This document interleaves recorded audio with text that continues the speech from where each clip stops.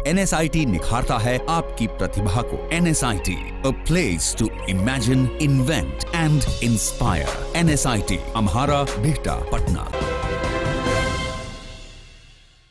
नमस्कार, city post के इस खास पेशकश में आपका स्वागत है। मैं अभिनव कुमार आपके साथ। बिहार में एक मामला देखने को मिला है। दरअसल जो मामला है वो वैशाली के महुआ थाना क्षेत्र की घटना है, जहां पे 3 महीने शादी होने के बाद एक लड़की की उसके ससुराल में लाश मिलती। तो कहीं ना कहीं एक बड़ा सवाल यहाँ पे खड़ा होता है। और सबसे बड़ी बात है कि उसके बाद ही जैसे ही मौत हुई उनकी 16 तारीख को, उसके बाद ही अगले दिन FIR दर्ज कर दिया गया था 304B के तहत।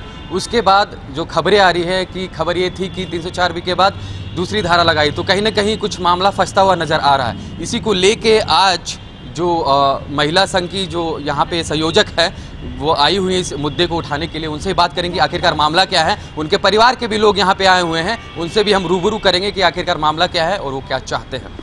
मैम, सिटी पोस्ट में आपका स्वागत है। सबसे पहला सवाल कि जो ये घटना हुई है विस्थापित रूप से बताइए, क्या है मामला?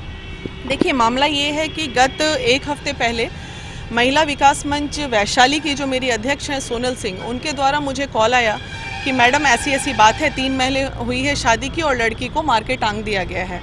तो मैंने बोला कि ठीक है, मुझे सारा रिपोर्ट भेजो। रिपोर्ट जो मेरे पास आई है उस रिपोर्ट के आधार पर मैं आपको जानकारी दूँ। 16 तारीख को लड़की की मौत होती है। लड़की की मौत जब होती है उसका एक वीडियो जो वायरल हुआ था, वो काफ़ी वायरल हुआ है वीडियो, जिसमें ये साफ दिख रहा है लड़की के बॉडी में काफ़ी चोटें हैं। और इनके पिताजी के जानकारी के अनुसार जो हमें बात पता चली है कि वहाँ जो पोस्टमार्टम रिपोर्ट के लिए जब डॉक्टर के पास गया था तो जो वहाँ के इंचार्ज थे उन्होंने कहा था कि लड़की की हाथ की, कैमरा में दिखाइए प्लीज, क्या जैसे लड़की की हाथ की हड्डी टूटी हुई थी, लड़की का हाथ इस तरह गिरा हुआ है, लड़की के चेहरे पे और पैर हाथ में काफ़ी चोटें थी।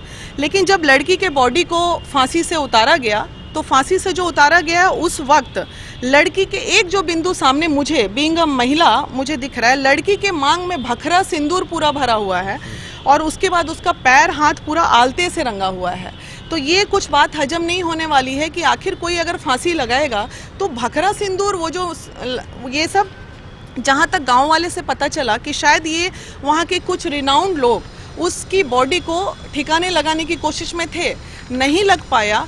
10 बजे दिन के करीब पोस्टमार्टम रिपोर्ट के अनुसार कि लड़की की मौत सुबह का जो खाना खाया है उसके बाद लगभग 12-1 बजे तक खाना पचा नहीं था, उसकी मौत हो गई है। पोस्टमार्टम रिपोर्ट जो बोल रहा है उस आधार पे 16 तारीख के करीब लड़की की मौत अगर 11-12 बजे होती है, लड़की के पेरेंट को रात को 10 बजे खबर जाता है, ठीक है, कि आप आइए अपनी बेटी को समझा दीजिए। बेटी को समझाने के दरमियान ये पहुँचे तो उन्होंने पाया कि वहाँ पे पुलिस पहले से बैठी हुई थी। पुलिस ने दरवाज़ा तोड़ा है, जबकि वीडियो जो देखिएगा, आप भी देखिएगा, मैं वीडियो शेयर करूँगी आप लोगों से। वीडियो कहीं से नहीं कह रहा है कि दरवाज़ा टूटा है। इनफैक्ट कल मेरी DSP से, जिन्होंने ये रिपोर्ट बनाया है सुपरविज़न का, मुद्रिका जी से मेरी कल खुद बात हुई है, उन्होंने पहले स्टेटमेंट दिया कि मैडम दरवाज़ा बाहर से बंद था। जब मैं ली, सर जब दरवाज़ा बाहर से बंद था तो आपने तोड़ा कैसे? तो फिर सेकंड स्टेटमेंट, ऑडियो भी है मेरे पास, उन्होंने कहा कि नहीं वो दरवाज़ा अंदर से बंद था मैडम, बाहर ऐसे ही निकल गया मुँह से। तो ये सारी बातों को अगर हम नज़रअंदाज करते हैं तो ये 18 तारीख का जो सारे न्यूज़पेपर हैं उसमें कहना है कि पूरे शरीर में ज़ख्म के थे निशान। तो इस मैटर पे हमारे DSP साहब का ये कहना है कि ये जो है मीडिया वाला तो मसाला लेने के लिए कुछ भी लिख देता है। तो मीडिया वाला मसाला लेने के लिए जो जख्म का निशान है वो भी झूठा देता है क्या? ऐसा तो नहीं, मुझे नहीं लगता मीडिया वाला ऐसा करते होंगे। खैर एनीवे, फिर कहा कि नहीं मैडम हमसे गलती हो गई है, मानते हैं हमारी गलती है, हम सुधार कर देंगे, आप आ जाइए। तो मामला सुधार का नहीं है, मामला है 1 महीना होने जा रहा है, उसके घर के कोई भी अभी तक अरेस्ट नहीं हुए हैं और उसके बाद धारा बदल दिया। पहला जब FIR रिपोर्ट हुआ 17 को तो उसमें आपने धारा लगाया 304B, जो कि 304B ही धारा इस केस में लगना चाहिए, कानूनन यही कहता है। लेकिन जब DSP साहब अपना सुपरविज़न रिपोर्ट बनाते हैं तो उस रिपोर्ट में DSP साहब सीधे निष्कर्ष निकालते हैं कि ये 306 है, आत्महत्या है। ये कैसे हो सकता है सर? बस इसी बिंदु पे हमने DGP सर से आज मिलने की कोशिश की है और मिलने आए हैं हम लोग कि वो इस पे जांच की डिमांड की है। महिला विकास मंच बस एक ही चीज़ चाह रहा है कि किसी भी तरह की कोई भी महिला कहीं पे प्रताड़ित नहीं होनी चाहिए। अगर वो सुसाइड भी है तो ऐसी क्या परिस्थिति हो गई कि 3 महीने में उसको सुसाइड करना पड़े। तो हालांकि दहेज का मामला है, उनके फादर सामने हैं, बाकी अंदर की बात तो फादर ही बताएंगे, आप डायरेक्ट उनसे बात कर सकते हैं। जी, उनके साथ जो जिसके साथ घटना हुई है उनके फादर भी हमारे साथ है, उनसे भी बात करेंगे कि आखिरकार मामला क्या है और वो क्या चाहते हैं। सर ये बताइए कि क्या ओवरऑल मामला क्या है और कैसे हुआ? 3 महीने शादी के हुए थे, उसके बाद भी ये घटना हुई, तो इसकी वजह क्या देखते हो और कैसे हुई? बार बार प्रताड़ित किया जा रहा था। गाड़ी चाहिए, अल्टो कार चाहिए, अन्य सामान भी चाहिए, अच्छे खराब बल सारे सामान खराब है, शादी में जो भी दिए वह सब खराब है। हमको अल्टो कार जब तक नहीं मिलेगा तब तक हम ऐसा ही करते रहेंगे, परेशान करते रहेंगे। बार बार परेशान किया गया है। इतना ही नहीं, पर डे यहाँ तक कि लाइन पंखा का लाइन काट दिया जाता था। वह कहती थी, हम लोग समझाते थे, रहिए, रहो, तुम स्थिर से रहो, सब ठीक हो जाएगा, धीरे धीरे ठीक हो जाएगा, लेकिन कुछ सुधरने को नहीं मिला। तो आपको क्या लगता है कि किसका हाथ हो सकता है परिवार में? उसमें पूरे परिवार का हाथ है, अन्य लोगों का कोई हाथ नहीं है। जबकि हमको 10 बजे रात्रि में, तो 8 बजे बेटी से बात भी हुई थी, उसके बावजूद भी 10 बजे तक, 11 बजे तक कुछ खबर नहीं था, माने शाम तक कोई खबर नहीं। 10 बजे रात्रि में कहा जा रहा है उनके ससुर के द्वारा, जो आप जरा महुआ आ जाइए, जरा समझा दीजिए। समझाने के क्रम में क्या समझा पाए हम लोग? जब हम लोग गए तो वहाँ पहले से पुलिस बैठी हुई थी। बैठने के बाद हम लोग गए तो दरवाज़ा खुला हुआ था, खोल दिया गया था। गए तो देखे जब पूरी चूड़ियाँ बिखरी हुई हैं। क्या जो आत्महत्या करेगी चूड़ी बिखर सकती है? उनके पाँव रंगे हुए हो गए थे, पाँव मैंने हाथ कलाई टूटा हुआ पाया गया, जगह जगह पर चोट का, मुंह पर पूरे चोट के निशान पड़े हुए थे।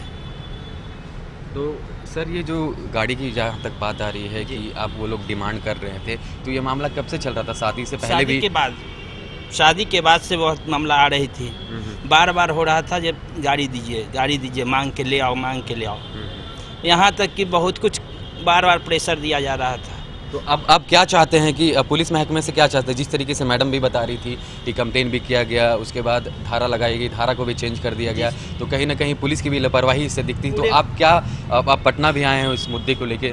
पुलिस की तो यही लापरवाही है, जब पुलिस आज तक किसी को पकड़ नहीं पाया। उनको खुलेआम छोड़े हुए हैं, हत्यारे लोगों को खुलेआम छोड़े हुए हैं। और मैंने मोटी रकम लेके डीएसपी हमारे रिपोर्ट को भी चेंज कर दिया गया है।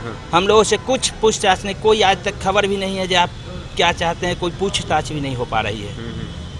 तो आगे का क्या प्लानिंग है और क्या चाहते हैं सरकार से आप? हम लोग यही चाह रहे हैं जो कम से कम उन लोगों को, हम लोग को न्याय मिले।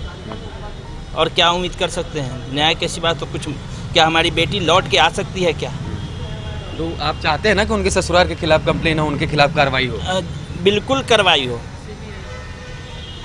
बिल्कुल कार्रवाई हो। ठीक है। तो आपने देखा कि मैंने इस मामले से आप सबको रूबरू करवाया। यहाँ पे महिला संयोजक की जो अध्यक्ष थी वो भी थी, उनके फादर भी थे, तो उनका साफ तौर पे कहना है तो कहीं ना कहीं पुलिस की भी लापरवाही इसमें दिखती है और धारा को भी चेंज किया गया है।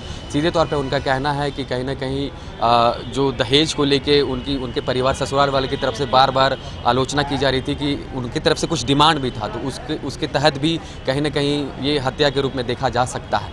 तो ये मैंने आपको रूबरू करवाया। अगर आपको ये खबर अच्छी लगे तो इसको दोस्तों के साथ खूब शेयर करें और शेयर करना ना भूलें। और इस चैनल पर नया है तो इस चैनल को सब्सक्राइब कर ले, बेल आइकन दबाना ना भूलें ताकि सबसे पहले नोटिफिकेशन आपको मिले।